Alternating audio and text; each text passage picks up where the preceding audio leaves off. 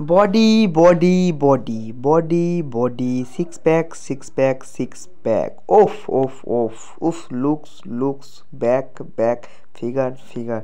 আমরা কে না চাই, আমরা সবাই চাই যে ঋত্বিক রোশনের মধ্যে বডি হোক, তাই তো? What a chest was. Hello guys, আমি সত্যজিৎ, ওয়েলকাম মাই চ্যানেল বংশজিৎ। আজকে সবাই ভালো, যদি ভালো নাও থাকো তো আমি চলেছি তোমাদের ভালো করার জন্য। তো চলো দুঃখ কষ্টের মুখে শুরু করি আজকের ভিডিও। আজকের ভিডিওটার টপিক হলো ভাই একটা বই সম্বন্ধে কথা বলবো। বইয়ের নাম হচ্ছে ফাইটার।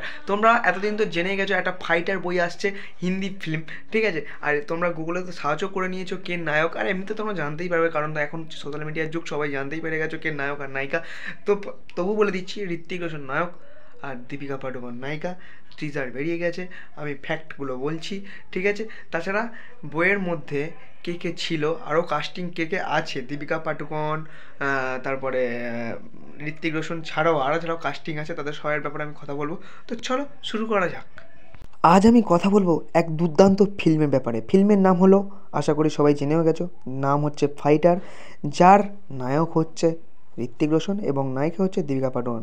এখানে নায়িকা দীপিকা পাডুকোন ও ঋত্বিক রোশন এখানে হচ্ছে যুদ্ধ বিমানে করে তারা যুদ্ধের জন্য যাবে, ঠিক আছে? এখানে প্রচুর নায়ক নায়িকা আছে, এই যে করণ সিং আছে, আরও অন্যান্য নায়ক নায়িকারা আছে, ঠিক আছে? অনিল কাপুর আছে।